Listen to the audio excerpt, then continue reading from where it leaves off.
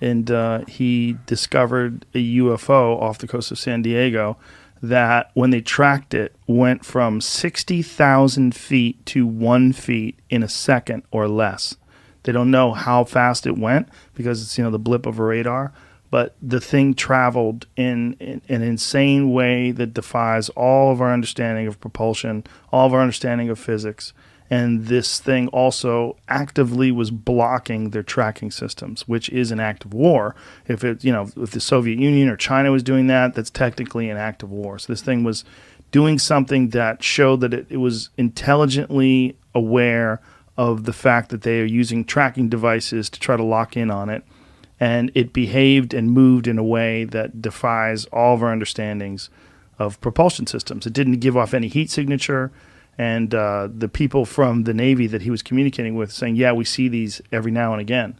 We don't know what the fuck they are. So the thing I was going to say, there's a lot of interesting things to say about this, but I just remembered that it felt like from that entire experience that because it didn't have a Chinese or a Russian flag on it, whatever he saw, is we tend to, just the entire system doesn't want to acknowledge it.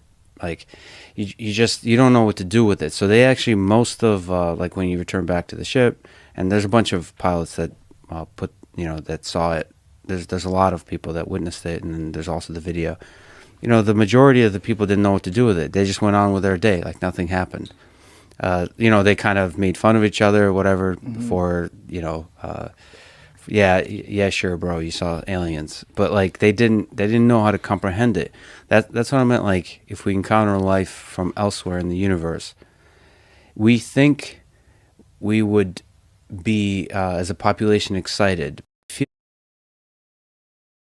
Feels like, just like with Bigfoot, we're excited by the mystery when they're just out of reach.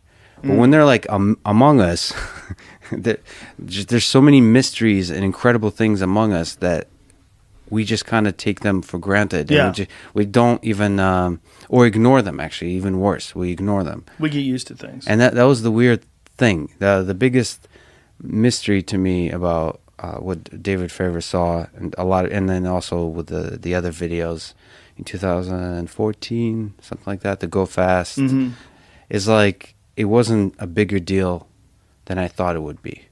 Like, well, the big deal was when the Pentagon came out and said that they have recovered some vehicles that are not of this world. Now, they didn't expand on that. There hasn't been more conversation about that. But this is a purely speculation. My speculation is they are slowly spoon-feeding us information to allow people to be more comfortable with the inevitable arrival of something. And if they believe that something's coming, they don't want it to happen all at once. You see what happens just with the pandemic. You see what happens with George Floyd. You see what happens with anytime there's a big shock to our system and there's chaos in the streets, it's unmanageable. And if the UFOs came in the middle of something like that, like Jesus Christ, like who the fuck knows what would go down? If I was someone who's in a position of power, I would say, listen, this information's going to get out. It's inevitable. So why don't we let people know now? Just give them, just in words, say, we have recovered crafts that are not of this world. Say something crazy like that. Print it in the New York Times, get it out there, and then slowly drip out more information. When they see these videos, they'll get more and more accustomed to it. And then eventually to be like masks. Like you walk down the street, everybody has a mask.